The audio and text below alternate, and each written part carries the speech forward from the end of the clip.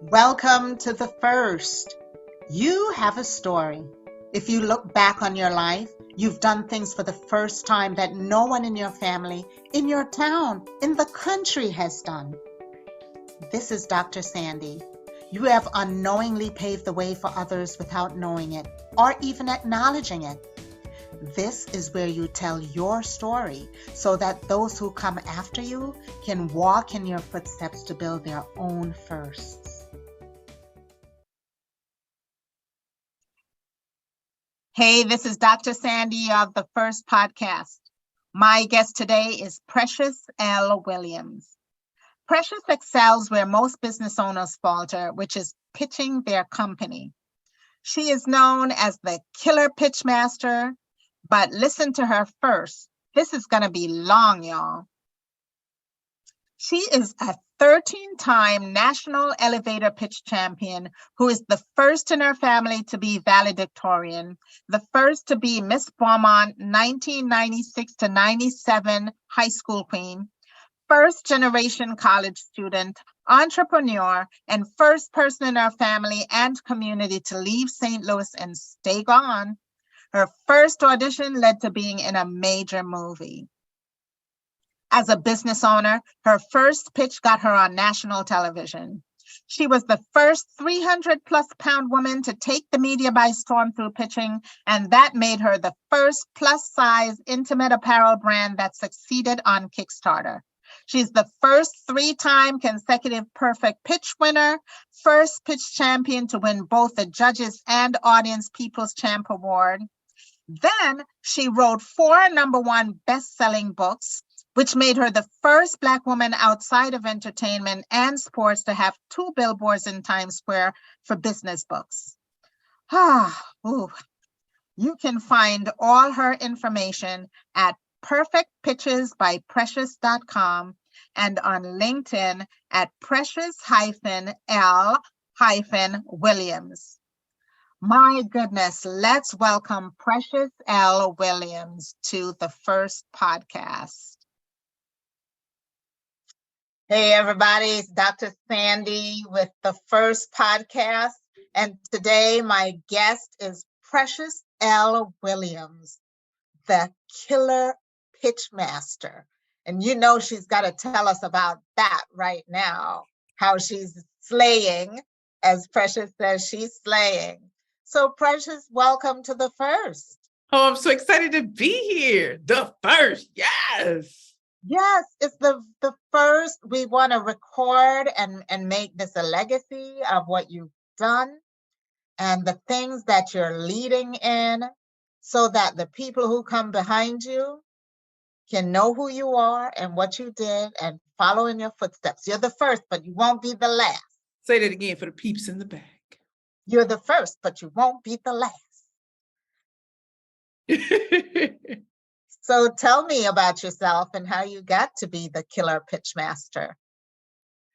I became the killer pitch master after winning 13 national pitch championships. In fact, Robert Townsend, MC Light, gave me that title when I won the Black Enterprise National Pitch Competition on May 16, 2013. So it's almost 10 years ago. And before that, I just started pitching out of necessity. My family and my friends did not believe that my first company, Curvy Girls Lingerie, was ever going to get off the ground. They didn't quite understand why a woman would leave being an attorney in the great state of New York to pursue something that sounds so crazy, plus size lingerie line. It made no sense to them.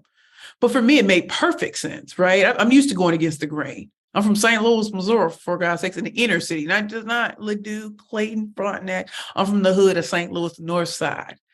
Growing up there, it was difficult. My grandparents were very wonderful, very strict, and I count who I am because of them. But honestly, my speaking got me out of the hood. My ability to even convince the principal of my high school to select me for speaking engagement before the mayor of the city of St. Louis, not knowing that's who it was from, and then leading to speaking for the governor of Missouri, and then being paid to speak all over Missouri about different topics affecting teenagers.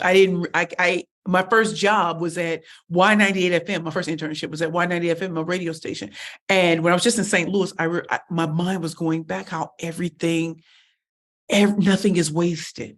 There was a reason why I was at Y98 FM working with the #1 disc jockey on that radio station. There's a reason why I was in Junior Achievement and all these things is because it all prepared me for where I am today. Yes. But honestly, the only reason I became a 13-time national champion is because no one wanted to invest until my first pitch got me on national television. On national television, my second pitch got me $500,000 in 54 seconds. And then the investors told me to enter pitch competitions. And the more I did it, the more people wanted to throw money at me. So when I say prospects should be throwing money and becoming repeat clients, that's what a pitch should do.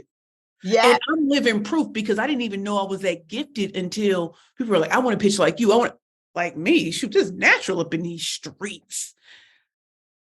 But I understood that was part of my assignment, is discovering and trying new things. I didn't start off to be the first. I started off just to make it out and to make it big, like the Wham album from way back when, make it big. Yes. And in the natural, it didn't look like it was possible, but in the supernatural, it was already written.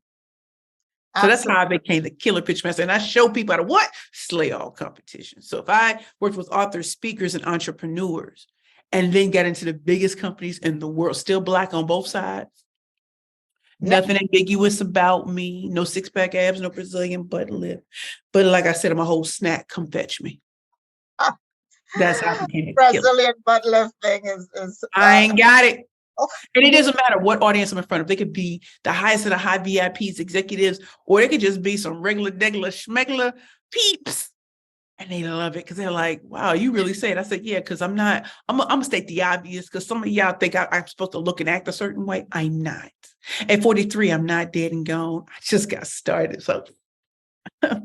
I don't begrudge young people. I love young people. I used to be young and now I embrace my experience, and to be able to inhabit a body and a personality that I was always afraid to showcase, but through pitching, I'm finally in alignment with what he created me to be.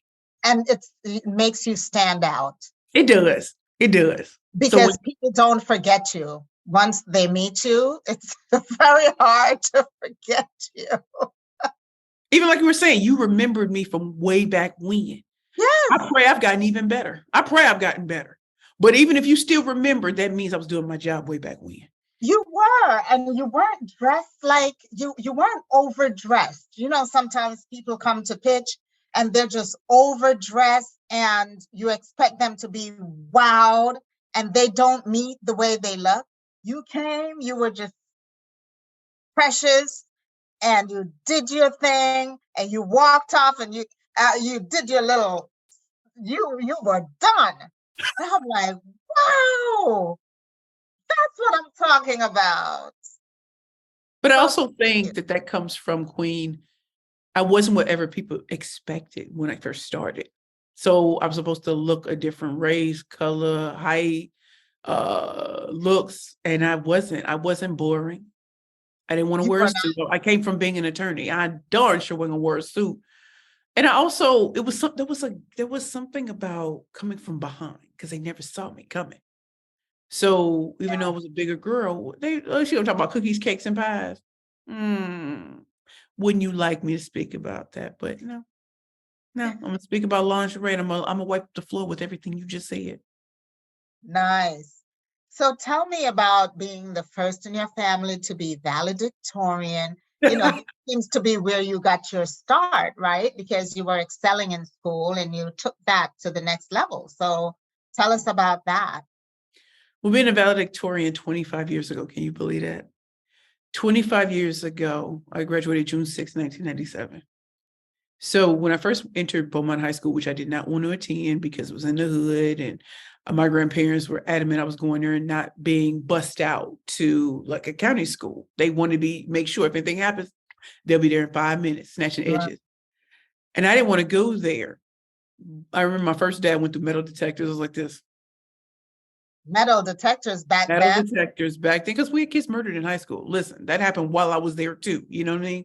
So I was scared. And also I had such a bad attitude because of the way my mom and my dad treated me or mistreated me. So I started off in special education classes because there was no way to understand if I was really going to come out of that. Within 1 week, I was in AP classes. So at the end of my sophomore year, I was the second ranking student in my class. And I liked that. But I said, I'm first, I'm second. And I worked to be the first in my junior year. And we, at the end of the year, we always had these ceremonies where they would say who's the first ranking, second ranking, third in each class. Yes. And then my senior year, I went out to be Miss Beaumont, 1996, 1997. And I don't even know what inspired me to do that. I didn't think I was cute. I didn't think I was any of those sort of things. And I was competing against 3 women who had children. Yes, while we were in high school, right? Wow. So I thought everybody would like them because they like their kids. Listen, I'm telling you, it was a different time. And I remember campaigning, and I remember I was sitting in class. And I called my grandma to come get me because if I'm going to lose, I ain't trying to stick around. Grandma was on the phone with me. She said, "You gonna sit your tail down?" I'm like this. I mean, you can't come get us. I mean, dang. So they said second ranking, no, second runner up, first runner up. And then they said Miss Beaumont, 1996, 1997, Precious L. Williams. And I remember, so for me to be Miss Beaumont in the first, mind you, there were 3 Williamses. Happy Williams, 1995, 94, 95, Kamika Williams, 1995, 1996, and then Precious Williams, 1996, 1997. We're not related. No, we are not related. No, I'm really? the first Miss Beaumont, in my family, and the first and only valedictorian in our family, period, in the community, whatever. I'm the first. And so to be Miss Beaumont, 1996, 1997, meant I had a parade in the city of St. Louis down Natural Bridge, 25. And actually, 25 years ago this month is when I was elected Miss Beaumont. You should then to be do something. Have an event. Like, you've got. I can't believe I had a parade in the 1996. So no, this is like 26 years, right? But 25 years ago, I walked the stage as a valedictorian. So all of that went together. And then I was a battalion commander for the JROTC program. Who has the triple threat in 1 year? Yes, Who's in the St. Louis Post-Dispatch? The first person in our family to be in the news positively for positive things. I was in the St. Louis Post-Dispatch as, a star student, an athlete. I was a volleyball player. But it was just so, and then I had to be in the Harrisville State College. Like they had their whole parade in the city of St. Louis, and I was there too. And to think back to my mom always saying I was ugly and I was stupid, no man was ever going to want me, I couldn't hold a candle to my light-skinned, green-eyed sister. And here I am. Think about what had to happen. My grandparents had to put their foot down and make sure I was there. They had to put their foot down and make sure they know we going to be there regardless. And to make it out alive, I wasn't accosted, wasn't pushed into nefarious things as a teenager, because my grandparents would have been like, I wish you would. So all of those 3 things were amazing, in addition to being in the St. Louis Post-Dispatch, in addition to being the first person of my family to get into college. Full scholarship. Do you have the pictures? Do you still have the newspaper clippings and the pictures? I wish I did. So my aunt's basement flooded. So all of those great things from way back when are gone. And you know what? I was thinking about that because I was just in St. Louis, and I had trophies, from you just don't know, Queen. I had a lot, but I haven't seen it in years. And I think that was my Heavenly Father's way saying they know who you are, right? Yeah. You haven't seen this stuff in 25 years. Does it matter that you need to see it? Queen, I've been in so many different difficult situations where I've lost my stuff in storage, not being able to pay for it. So, Queen, I don't have my diploma. I don't have any of that. You could get a copy from your school, though. You could get a. I could, but why? It's to me, it's years later. And I'm sure when I'm in my penthouse, I'll start putting that stuff up. But the honest truth is, no one can refute what's true. Like, there's no way. No, she wasn't valedictorian. No, come on now. Come on. We can go to St. Louis Post-Dispatch for that. But what I'm saying is, I wasn't tied to things. The older I've gotten, the more I'm not tied to it. And being the first, while that's great, and it was really special then, I prayed that I would impact my family in a way that the next generations would see that it is cool to want more. Yes. It is cool to want to get out. Spelman, told I would never get in. And even if I did, I was the smartest of the dumb. I'm a big fish in a small pond in the hood. But those girls were going to make mincemeat of me. No, I graduated, right? that's I'm right. the first person in my family to be in a Greek letter organization. I'm 33 HK01, Spelman College, blood, sweat, and tears. The first and still the only in my family because no one else is going to college. So it's me, and to want to be a part of Delta Sigma Theta Sorority Incorporated Eight Kappa chapter, I didn't come from, I didn't have a legacy. I didn't have people who could vouch. So it was all on me to prove that not only do I deserve to be there, but I'm going to take this and keep moving. Let me ask you this. How does your family see you? Today, Then and now. then I think I think my family saw me as like a black sheep because my grandparents poured so much love into me because I was the only child in the house. When my grandparents were younger, there were 7 kids. There's only me. Mhm. So I got to sit at home and have the Leave It to Beaver lifestyle. My grandmother cooked every day. My food was ready before I got up. My bath water was drawn. Queen Bee was my name in the house. And if it got ugly, it'd be Precious Latanya Williams. I'm like, ooh, the full government. Never called out of my name. Never beaten. You know what I'm saying? Affirmations. My grandmother told me I was the best in the world already. She told me I was a speaker. I had the gift of speech and connection. Who says that? And she waited 15 years to get me. So when I tell you, and I felt what I perceived to be hate. The truth is they just didn't know how to receive me because they didn't understand that my mother nearly killed me. They didn't understand my father nearly sold me for drugs.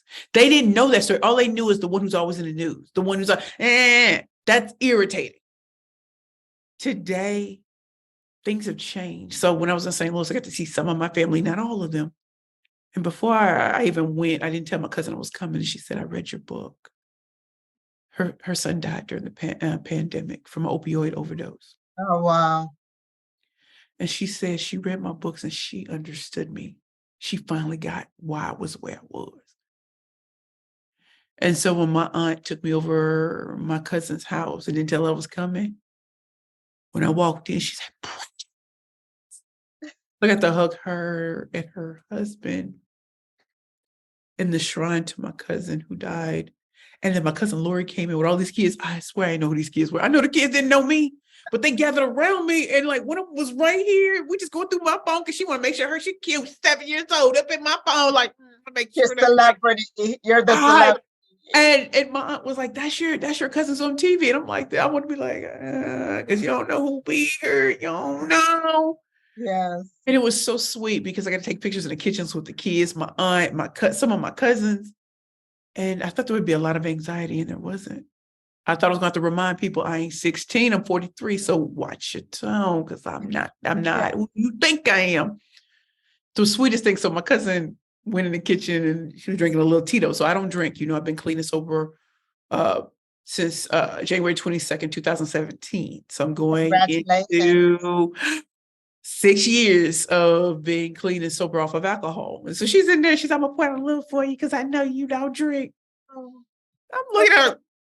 And so we were all taking these pictures and a little Tito spit on my hand. I said, no, you ain't going to spill the Tito's on me, Queen. You ain't got to do me like that. And and the great thing is it wasn't me trying to be like, it was just like, it is what it is. Just wiped it off and kept it moving. Yes. Do you know how good that feels? To break an addiction and keep it moving in the family. Yes. I don't subscribe to being an alcoholic. I'll say former because I can't put something on me that's not current. Correct. And to break the generational cycle of moving forward and always confronting the things that used to break my heart and make me feel like not worth living. And I lived long enough to see that the things that made me different were part of breaking the generational curse. Absolutely. It's gonna be silly. It's gonna be, people think being the first is so great. In the moment, as you get older, they will hold you up to a standard and not understand my story wasn't perfect. I don't show you pictures of yachts and all this great stuff without showing you that Before we got on here an hour ago, I was looking rough, tough, and dangerous. Please believe, because I'm just coming in from going into the office, and get myself ready. That is on you to make that clear to them. I think I think that comes through because people have been like, "You're really the same in real life." I say, "Yeah, I can put on makeup, but I'm still that same OP. You come and talk to me. The person I used to be or who I thought I had to be as the first was based on what society said. The person I am today is I'm so compassionate because I went through homelessness and addiction and having people, turn their backs on me. I have compassion for my homeless brothers and sisters, those women who are in transition, kids who feel abandoned by their entire family and still press on. And to be able to look people in the eye, this was not a perfect story. My pictures are perfect, but I am not. I'm still a work in progress. And there was nothing perfect about my journey. And so Wow. on me, of course, it's on me. It's also on me to make sure that my story is told right and not Correct. from the perspective that I did everything right when I didn't. Correct. So, that is so powerful because you go through your own personal storms. And when I keep thinking of those people like in Katrina, they go through it, but then they come out, a lot of them bigger and better than Yeah. they were if they had stayed in Louisiana or wherever they were. And at the time you're going through it, you don't think you're going to be bigger and better. You just think, oh my God, I lost all my stuff, right? Yep. And so when you're going through your own personal stuff, you only see it in hindsight, like when you come through on the other end. Right. There's a song by a group called Phoenix, and it's called "If I Ever Feel Better." And I can't tell you how much I listen to that song. They're a white French group, Oh, I have to and try. when I was going, it's called "If I Ever Feel Better." But he said they say an end can be a start, and I love that because I think even in the pandemic, as hard as it was, it is a reset. It's Yes, a rethinking, and a lot of us didn't like the lives we were living. A lot of us realized how disposable we were to big companies or any company. A lot of us were doing things to look good on the gram, but it didn't feel good. right. Some of us had to reconnect. That's why I started reconnecting with my family in the pandemic. I really did. And I got rid of people I don't want to deal with. So my aunt, we were never close.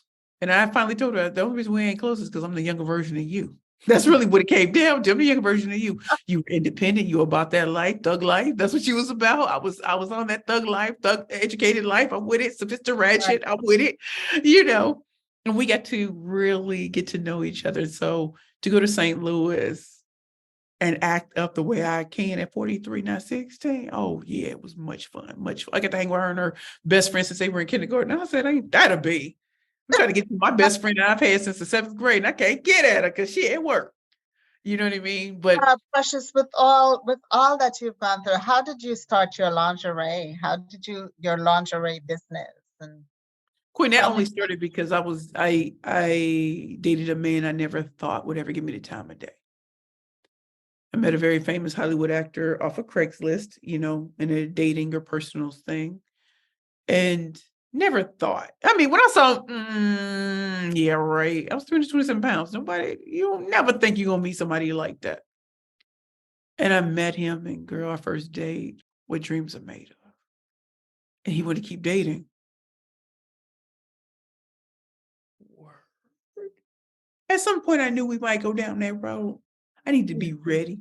And Yeah, I couldn't find anything. Not a Victoria's Secret. Like I really was made to feel like a woman my size, even though because I just left a 7-year relationship with my ex-fiance. And so to end a relationship, end an engagement was already traumatic.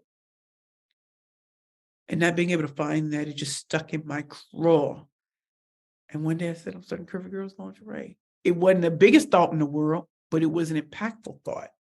but let So me I had tell no, you, I your had, your you took it to the next level and started it. But I joke with my husband all the time, like I can't wear those. Look at me, I wear a size 10, between 8 and 10. Those things stick up in my butt. I ain't gonna lie. And I'm like, I'm not comfortable in those things. And I never took the impetus to go start my own lingerie company. Quit. I wasn't. And the funny thing is, I can't draw. Okay, so like, where did I get that from? But I was willing to do something that I hadn't done. I went on LinkedIn and I said, help, I want to start a lingerie company. I don't know how. Who does silly stuff like that? And it was a woman in Tempe, Arizona, who started getting me into the boutiques, lingerie boutiques on Madison Avenue. I've lived here all this time and didn't know that they existed because they're upstairs. You have to have appointments. Right. Got me in all of them. And then went to the Curve, I think it was Curve Expo. Like, there were things I did not know, but she knew I needed to be in the rooms to make decisions. And that's how it really started. And then being able to pitch about it and get some traction. And of course, what seems impossible to the person doing it, that's not where you're at. You know what I mean? Yeah. I thank God, even though my company completed in 2016, wow, wait, what? Come on now, that was the greatest ride of all time. Being on Shark Tank, winning competitions, being in like who shoots a movie? Like, first in my family to be in a movie, and a whole movie where I ain't paid for nothing. What was I'm the movers and movie? shakers in Italy, What pitching was my the movie? business. Who does this? It was What was called, the it was movie that originally you were? called, I'm sorry. What was the name of the movie? The movie was originally called Coaching Movie, but now it's called Leap. So it was leaping into the unknown and having the world's greatest coaches get you to where you needed to be. And when I tell you, being in Milan, Italy, little Black girl from St. Louis, is holding court around this table with the movers and shakers. How the heck did I get You got there because you belong there and you did the work. Right. So I think there are parts of my story that just defies logic. But being the first, it probably should, right? It probably should. I'm supposed to look this thin and I don't. Like, to think I precede Lizzo and Ashley Graham on a cover of Sports Illustrated. I precede them. Yes. And I knew it was coming. It may have come 10 years later, but I knew. And when you're a woman who looks different, you got to come with your whole arsenal, because they're going to say, oh, you don't have this. Bam, but I got that. Right. You don't have this, but bam, I got that. You don't have connections. You don't have media. You don't have a wealthy family. Okay. But let me show you what creativity can do, because I'm still in the room with you. Even though they had all of that, I'm still here. I can see beyond, because I don't know what the rules are. I'm not bound by them. Correct. So I'm going to outwit, outplay, and outlast everyone, because I'm not thinking at a level you're trying to tell me to think at. I'm already beyond. And that's what I think comes with the first. I recently took a picture with the CEO of TIAA, and we were both at the airport. I saw her and I was like, fangirling. I see her at 6 a.m. I'm never usually like this. I rolled up on her with a quickness. I said, man, I shouldn't be fangirling. I'm Precious Williams. I know who you are. I just want to take a picture with you. I ain't even trying to floss on you. I said, you make me proud to be a Black woman, a powerful woman, a CEO. Girl, you making me feel good in these streets. She took a picture with me. It was so gracious. Well, she was wearing all yellow. Who wears yellow at 6 a.m.? I said, because she wants you to know she's somebody. Please believe. We only have 2 in the United States, 2 Black women CEOs. One went to Spelman. That's true. That is true. So you didn't really stay gone from St. Louis. Yeah. So when I wanted to take my life after my 38th birthday, this is after losing the love of my life. This is after Shark Tank. This is after my business partner who came later. We just got into it. I just didn't have a reason to live, girl. I was such a dark space, and I wish grief was talked about in a way that we all could understand. Yes. I wasn't a widow. I wasn't even the current girlfriend when he died, but it ate me alive because I want to know who held his hand, who was there to stroke his head and let him know it's okay. That man made me see myself in a way no man ever has. And without him, Curvy Girls wouldn't have been here. And without him inspiring me, there would be no Perfect Pictures by Precious, because someone had to pitch it. Right. And thank God that my pitching is what survived because that's where I was supposed to be anyway. So all of these dots are connecting from communication way back when as a teenager to where I am. And every one of these, I had to develop a different voice. How do you speak to investors? How do you speak to lay people? How do you Yes. speak to VIPs? How do you speak in media? Remember, nobody trained me. I did this on my own, but that's because that's the way it was supposed to be. And when you do it on your own or you do it as the first, bring others to the table, come sit at the table. And that's the part I really am interested in, Precious, because when we pave the way for others, it's incumbent on us to do certain things, whether we like it or not, right? I used to hear the rappers like, well, I'm not a idol for people. I'm not this. But you are. People are looking at you. Kids, the next generation, they're now looking at you because you put yourself in that position for them to say, yes, I want to be like Sandi, Precious, Dan, Joan, whomever. And by doing that, you're automatically out in front. So when I hear people say, well, I don't want to be, I'm not a role model. I don't want to be anybody. You are, whether you like it or not. See, I can agree with both sides, right? So I am a role model and I take this very seriously. But if you told me in my teenage, in my 20s, girl, I'll be like, no, I don't want that because it's a different type of pressure, right? Like you think you have to be perfect and you don't. You just have to do like I've made a lot of mistakes and the things I see that celebrities, influencers, if they were just regular people, it wouldn't be this big of a deal because it'd be part of growing pains. Right? And we as a society body, and when you get to a certain level, you got to be perfect. And I'm like, these are imperfect people having a journey most people never will. So when I came out of darkness, when I came out of homelessness and severe addiction, so many people turned their backs on me. Who was I to think that I could come back with a vengeance like Beyonce? Who was I to think? And I was like, but who am I not? If I was given a second chance, then God says it's going to be better than the first. So I've got to be in the right networks now. I've got to be around people who are not so wedded to my backstory because a new creation is here. I've got to become more, have more integrity and to say yes and no to the right and wrong opportunities. Yes. And I still make mistakes.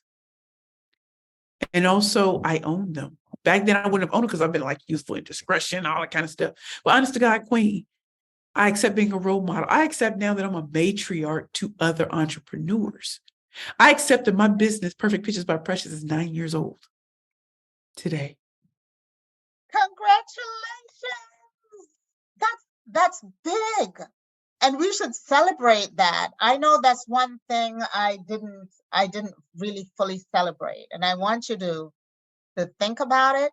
And I want you to do something for yourself that nobody knows, because it's about you. You did it, right? And I don't care about go buy a cheap piece of jewelry or something that you. Girl, I'm so glad you said something because I'm definitely gonna do something. But you're right. Celebrating 9 years. Do you know Perfect Pitches outdid Curvy Girls in tenure? What I do today means more to me than lingerie. And lingerie is a beautiful thing. Yeah. Girl, when you selling books, like, how do I have 4 #1 best-selling books? What? That weren't sold at 99 cents. What are the books? Sold at full price. What are the names of the books? My first book is Bad Bitches and Power Pitches for women entrepreneurs and speakers only. My second book is Bad Bitches and Power Pitches, the workbook. My third book is Pitching for Profit, the Bad Bitches Playbook to Convert Conversations into Currency. And my fourth book, which just came out in September, was called The Pitch Queen. Two of my books have had billboards in Times Square. 2 of my books have been reviewed by Forbes magazine, earned media, y'all. I ain't paid for none of that.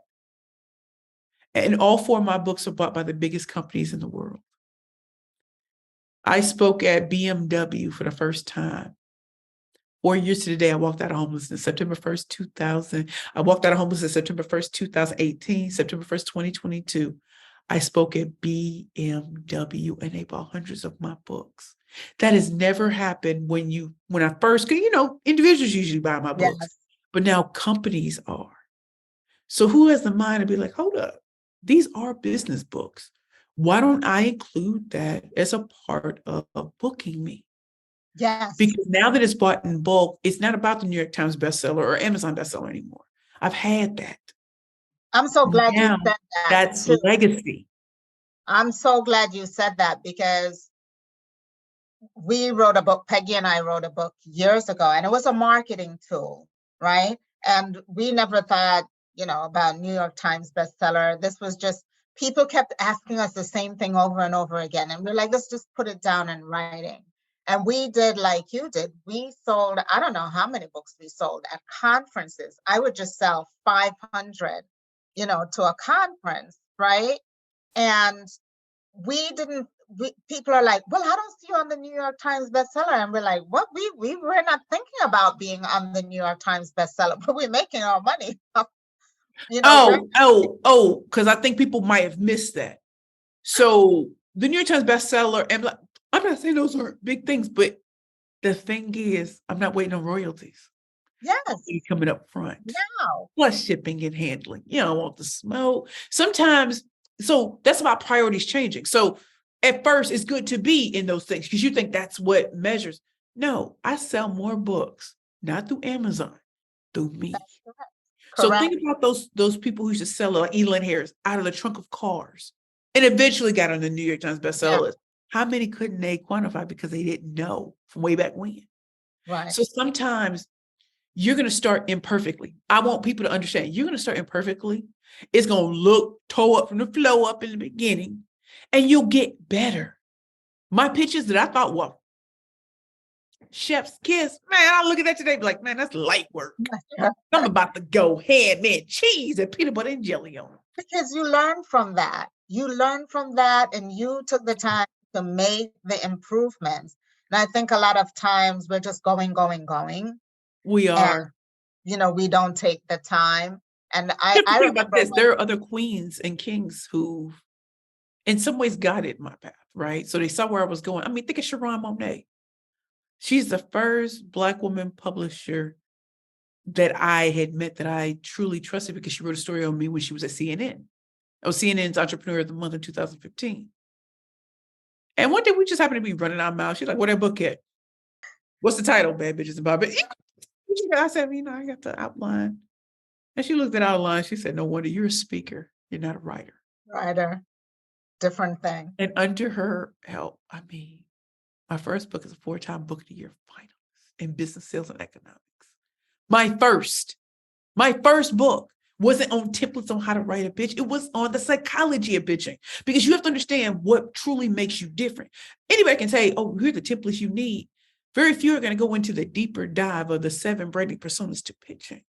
Yes. Then I can help you with different ways and different audiences you may find yourself in front of. But you need to know who you are, honestly, to be able to craft the type of pitches that will attract the very audience you seek. And so a lot of us play in this thing of everybody's a coach, everybody's a consultant, everybody is. So I'm gonna do what everybody else is doing. Man, bump all that. I ain't doing none of that.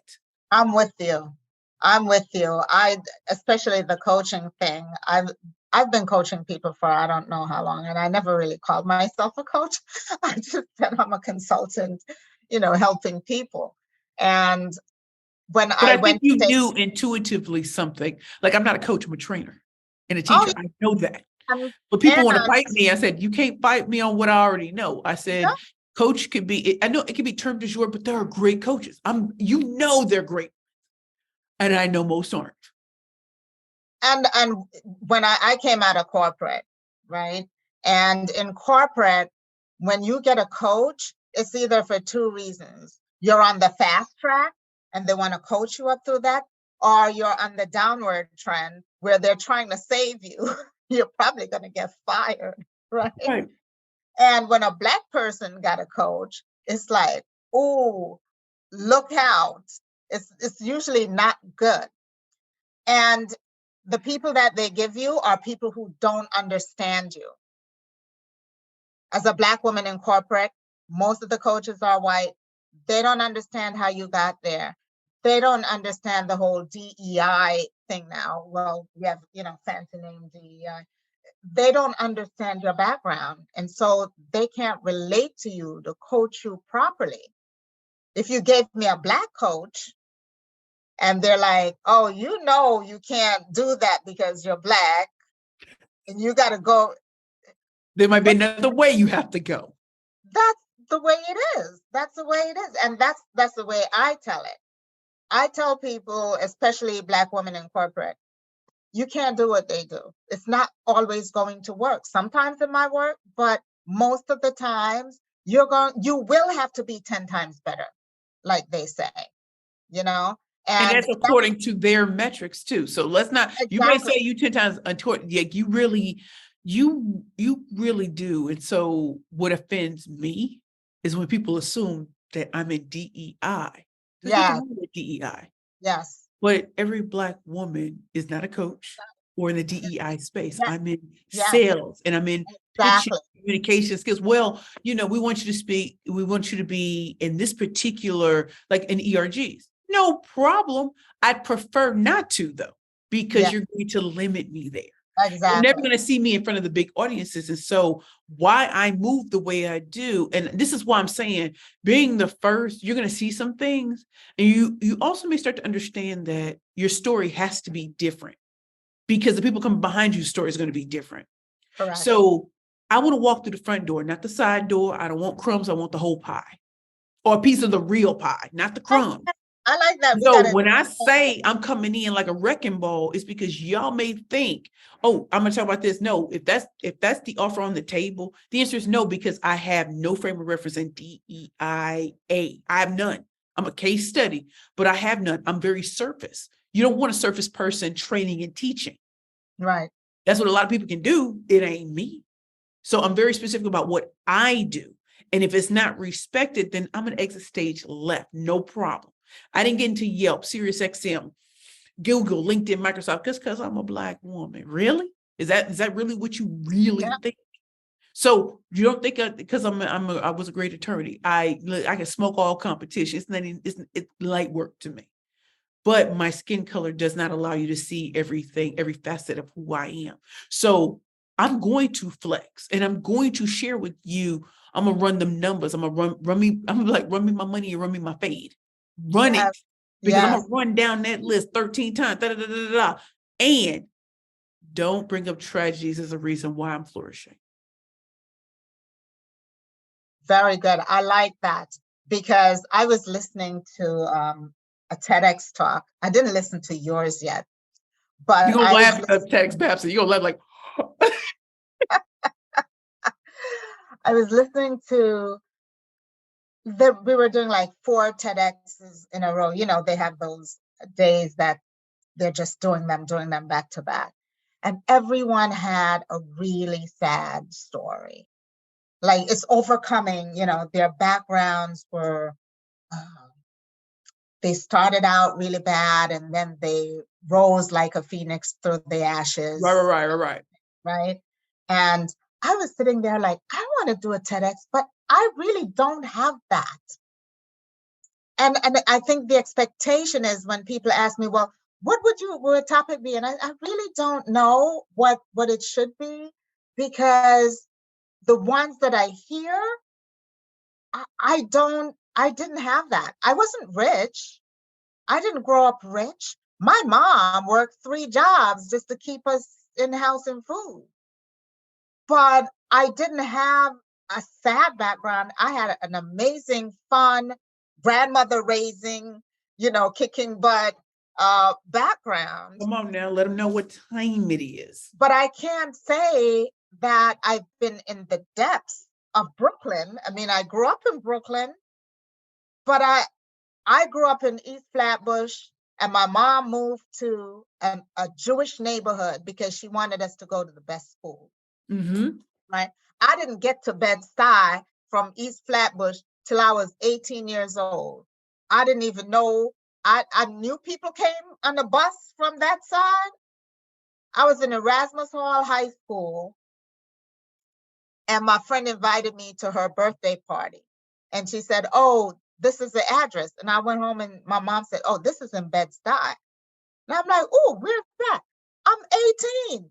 I've lived here. I've never taken a bus down Utica Avenue further than to the subway at Eastern Parkway, Uh-huh. right? And that day I went to Bed-Stuy and I got lost because everything had a walk. And I'm like, what is a walk? And she said, oh, I live in the second walk. And I got there and I'm looking at the street signs and I'm like, nothing says walk because I thought this was the street. But I didn't have, once I What is realized second walk? I don't know what that means though. So I'm trying to figure out the walk up. projects. No, in the projects. Oh, I Girl, didn't know, you Quinn. haven't I lived in grew up Brooklyn here. long enough. In the projects, the streets or the road, the little paths you take are called walks, right? I just So learned something. Wow. I just I learned. learned it. When I learned it, I was in shock because she said, I live in the second walk and I'm walking on the path. And I'm like, how do you do a second walk? Like it was such a dumb thing now that I thought. And then people were looking at me like, you don't belong, like other Black people They're are like, you don't looking at me belong here, Queen. like, where's she going? And that's when I decided, hey, I'm not going to be intimidated by this because I think I'm going to get mugged if I act Yes, intimidated. she said, mm-hmm. Yes. So I just walked up to them and said, listen, I'm going to Mimi's birthday party. Where's that? Where's that at? Did they know? They all knew who Mimi was. And Okay, they all see, I love the way you did that. Like, I can't be looking like I don't belong. somebody need to show me how to get to Mimi's party. And they were all like, oh, we thought we were gonna get mugged going up to the second floor or We're gonna make something. sure that don't happen. Come on, we're going to Mimi house. We did. I'm like, are you going to Mimi's party? They're like, no, we weren't. I'm like, you invited now because you got to show me where to go. Mm-hmm. That's how you learn that you have to match wit with wit and fear. You can't be afraid. You just got to be like them, right? And show Or you them put that on your I'm not big girl afraid. panties and you can be shaking in your little bladder, but you like, I'm gonna meet you. Yes, yes. And so I learned those things in Brooklyn. Like you just have to take things head on. Things gonna come at you and you just have to meet them. But yeah, I didn't grow up sheltered. I was taking the bus from I was by myself. You're a Brooklyn kid, right? So yeah, I'm not a latchkey kid with my little key around my neck I going. remember. And we did that in St. Louis. We did that in St. Louis. What you said is so we're back to St. Louis, Hairstone put me up in this historic hotel downtown. Now, Quinn, I've been in New York how long? Don't feel no fur. And if I do, it's time to exit stage left. But I'm a big woman. I'm 5'9", 200 plus pounds. Girl was downtown, and no, nothing was happening downtown. I was kind of like, so I told him, where should I go get something to eat? Because, I know what my St. Louis goodies are. Come on. So they told me, oh, the restaurants are just up the block. I go up the block, girl, ain't nobody walking in the one, and nobody was really out there. So I'm in New York, there's always somebody out. Always. The couple that I saw out, I said, they looking real suspect. So I'm walking, and you know how you had that gut feeling? It's like, this guy was talking about my earrings. Because, I like to have my long danglies for no reason whatsoever, just out of pocket whatsoever. He said, oh, I like your earrings. Where you get them from? And I have to keep it moving. I don't answer no questions. I don't answer to nobody. But that's the New York in me. Because if I start having this conversation, Mark, no, I'm not trying to date you. Don't want your CD. Don't want any of that. I'm not about that life. New York is tough for me, but it was that moment of I'm back in my hometown. And some of this stuff has migrated, but also St. Louis when I was growing up was dangerous as far as the inner city. I'm downtown. This ain't the inner city. Mm-hmm. And yet I could feel the desperation. So you know what? collected my little purse, hit the next block, came all the way around, went back to the hotel. I said, y'all don't got to do me like that, because they're young. So it's not a big deal. But to me, Yeah, I'm walking and I don't look like St. Louis anymore. I right. don't. So I don't want them to get it twisted that I'm trying to get taken out over some earrings that are You have to be careful. $30 earrings. Come on. No matter where you are, you have to be careful. You do. And so, like you were saying, like, I didn't realize how sheltered certain kids are, not in terms of their parents hovering, but you've never left your neighborhood. So you have no idea Idea. of what happens. And so thank God for all the angels that look like me, didn't look like me, who took me all around, taught me about fine dining, the organization. I think of SEO, Sponsors for Educational Opportunity. I think about the grants that I've won. I think about the people and places and spaces I've been in because of my ability to speak and to do it in a way no one's seen before. And to be able to have that nurtured, hey, Precious, we need you over here. Girl, we having a conference over here. What's your rates? Different question from, yeah, we just like you to come through. What your rates are? Well, let me put you in contact with my agent. You got an agent? Yeah, I got an agent. Is that how you get booked? Agent. I know you want to believe it's because she looks nothing like me. That's how I get booked. Baby, y'all coming to me. I'm putting you off on the one who that's her job to maintain, take care of contracts, and make sure if it's a yes or a no. Yes. So if I'm eating, she eating. There are things that come to you when you are successful.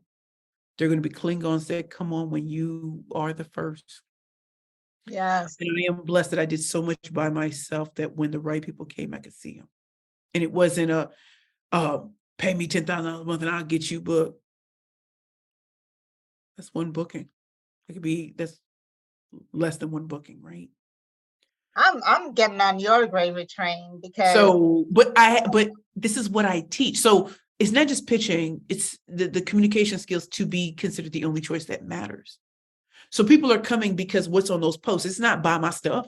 It will be, I'm here. I'm doing Facebook Lives. Why do I do that? Because most people only show you the highlights. I'm going to show you, girl, I'm looking toe up. Y'all help me pick my earrings. Even though my stylist has done her job. I feel a little different. Let me help bring my homies in. Now they're with me. What are they doing? How is she getting into the LinkedIn? How is she getting into, why is she speaking over? Like, how does she do it? And she Black like me. yes. How is that possible? Well, I've been speaking for 27 years, and I'm not saying the same stuff I said at 16. So as times have changed, so have I. But there are certain principles that have stood the test of time, and marrying that with today, right? And that's what you need, someone who can do that. And then that's how I've been able to build a team around me.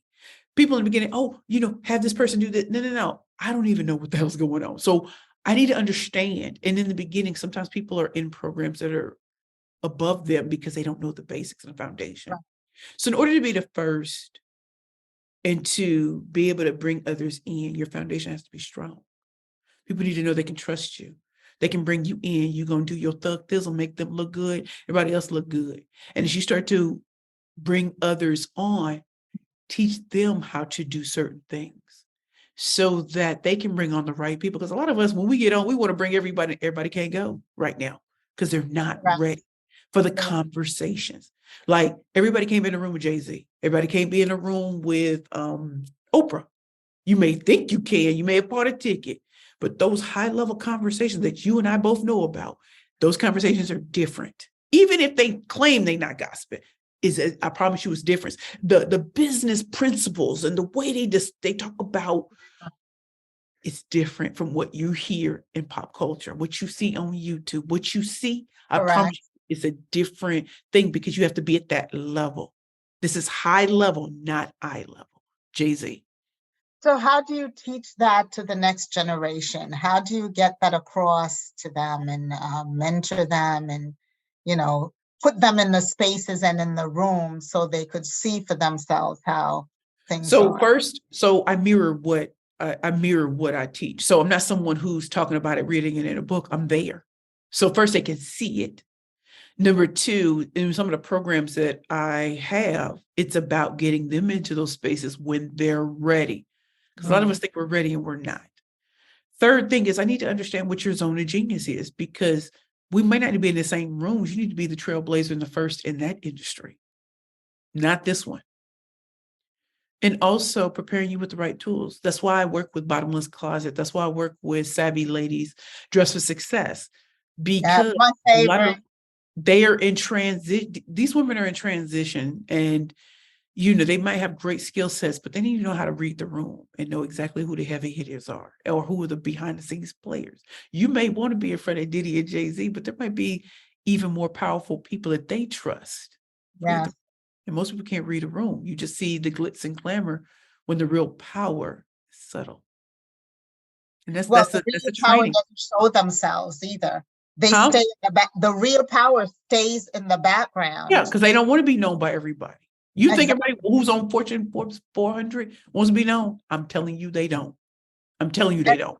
a lot You of know, just like, powerful why you people. got me on here? I don't want nobody to know I'm balling like that. They want to be in the group. They be like, and they probably like, they ain't even get my money made right. I'm really number one, but I ain't gonna say nothing because I don't want everybody to That's how you come. make your money. That's how you make your money. And I remember Warren Buffett. Everybody knew Warren Buffett. And then one day he was talking about my business partner. And I'm like, Warren Buffett has a business partner? Think about that. No one knows this guy. Like, we can't remember his name. It's not on Girl, the he on probably the walking down the street every day, just like looking like I look like I ain't got nothing, man. I'm and he's running stuff. He's the one running stuff, right? And so for him, it's not important to him that to everybody be knows. known. He doesn't even care or want to be the front guy. And That's the person that's gonna get robbed. That's the person everybody's trying to get to. He like, I'm in the background chilling, and billing. And and that's why I think being a first, I'm very proud of all the things that I'm doing. I'm proud that I can look back and you were telling me about savoring that success. yes, you have And to. that's why at 9 years, that's an accomplishment. That's an achievement. That's something so amazing. And so has my journey been easy? No. Being the first, especially a respectable first in something, Yes, is not easy. But if you play your cards right, it does get easier and you surround yourself with the right people who are probably first in their own right. And so they lead the next generation. And what we do doesn't look like the prior generation. So Black women, Black men, Latina, Latinx, Asian Pacific Islander, my Black and brown people, my white people, my non-gender conforming people, differently able, disabled. The beautiful thing is when you break down those walls, you'll start to open the eyes of others who now know that wall never existed, at least in the time we're in today. yes, So the great Tiger one always says, when you step into your purpose, another woman can step into hers. And so by me getting beat up, cut up to get claw my way up, this time feels so much better because I earned this after homelessness and yes, after addiction. So you can't come back and in 2 days I speak at Rutgers Law School, LinkedIn, and to think 4 years ago, I never thought I'd be here. This is supposed to be a 10-year journey. 4 months. you have a vision board. I don't. I know a lot of people do. I I do. don't. I do. I've been doing vision boards for years, and I can tell you it's really helped me focus on something. So I sold my business in 2016, and 5 years before that, I took this workshop where they said you can write a letter to yourself and Ooh. mail it to yourself, and Uh-huh. don't open it for 5 years. You put the date on it. And so I had done that, and I had written this letter, and it came in the mail to me, and I'm like, oh, I should open. And I'm like, I know what's in there. Why am I opening it? So I put it in my drawer. And 1 week after I sold my company, I came across the letter. I forgot it was there. I was just cleaning out my drawer, and the letter was there. And I opened it up, and it said, you will sell your company. I will have sold my company thinking about my next, what is my next, and I will be financially solvent.